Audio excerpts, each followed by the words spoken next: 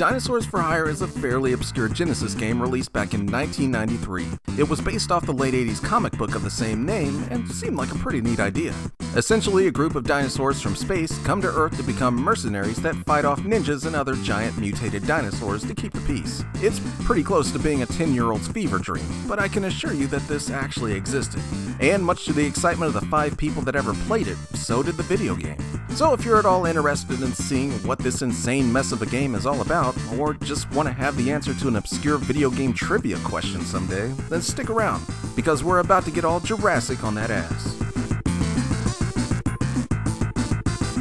As soon as you start up the game, you're given the choice between 3 different dinos to play as. Archie the T-Rex is the de facto leader of the group, and seems to enjoy wearing the outfit from the Terminator to hammer the point home. Lorenzo the Stegosaurus is the self-proclaimed snob that collects Hawaiian t-shirts, going for that mid-30s fat guy look that's all the rage with dinosaurs, I guess. And finally, there's Reese the Stegosaurus, whose main talent seems to be that he's completely insane. While there's not much else to differentiate the characters besides their looks, they do at least have some minor differences in speed and how much damage they can take. For example, Reese can take a lot more damage than Archie, but he's a slower and larger character, so it sort of evens out.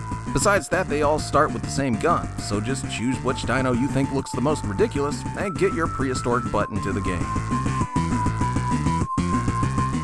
Once in the game, you're thrown straight into a boss battle with a giant dinosaur climbing a dam. He doesn't take much at all to bring down, and once you do, the credits roll and, well, congratulations on beating Dinosaurs For Hire.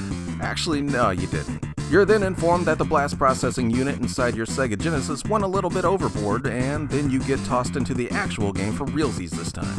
I always thought that this was a pretty clever thing to do, since games back then very rarely broke the third wall or made fun of stuff like blast processing. It was actually genuinely surprising and funny at the time. But now that you're actually in the real game, it becomes apparent that Dinosaurs For Hire is just your standard run-and-gun game. Sorta like Contra, but nowhere near as fun.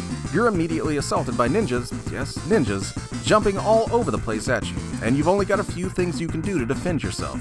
You've got your standard jump, which is awkward as hell due to your size, a tail swipe to take out enemies that get too close, and your giant machine gun that can be powered up a few times with power-ups that you find along the way, effectively turning it into a spread gun at max power.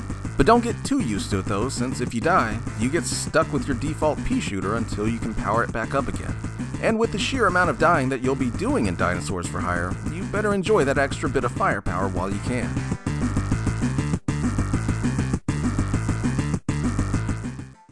Your main goal is to basically just survive the endless waves of crazy enemies being thrown at you and make it to the end of the stage to progress. Most of the stages are your standard run to the right and kill everything type stage, and these stages aren't too bad since you're mainly just focusing on shooting stuff.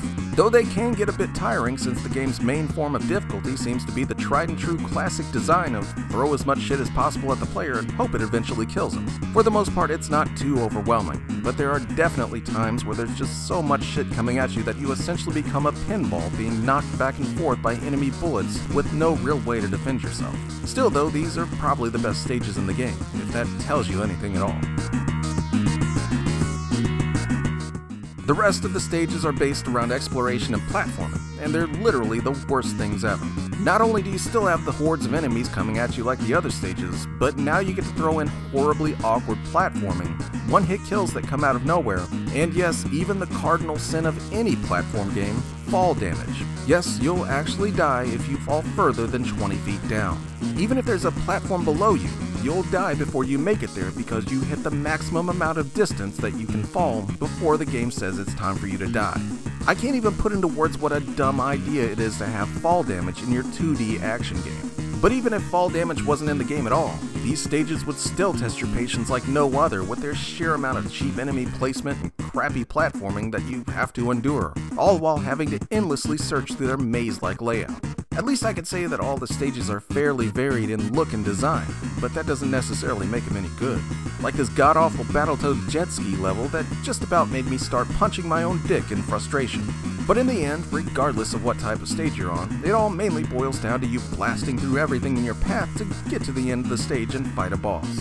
Speaking of bosses, they're actually one of the highlights of the game. They're all huge and have some great set pieces to fight on. especially this King Kong-like scene from the game's first real boss. And it never stops disappointing from there on out either, all the way up to the last boss. They're all pretty impressive, but some definitely fall victim to being nothing more than a fight of attrition, with no real strategy beyond just laying into them and hoping that you can take the damage.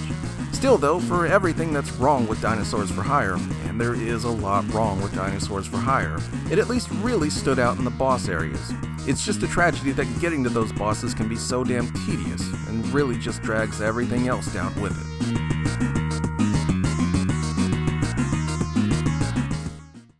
As you might have guessed, the biggest problem with Dinosaurs for Hire is that it's just not that much fun. You can put all the hang-gliding ninjas and drill cars in the game that you want, but it's still gotta be playable.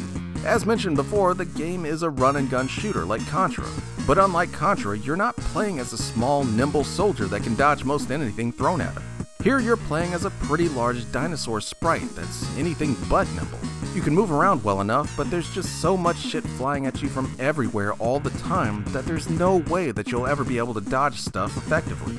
You're simply too big, and turn into a giant bullet sponge because of it. You can take a good deal of damage, but there's nothing you can do besides pick up health power-ups to stop your health bar from constantly draining.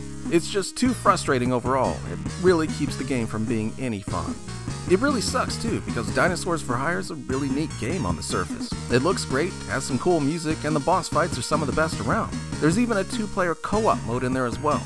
Plus, it's just all around so goofy and lovable that you can't help but pull for it. If only someone would have stepped in and maybe tightened up the gameplay and stages a little, we could have had ourselves an overlooked Genesis classic here. As it stands though, you're probably not going to want to hire these dinosaurs anytime soon.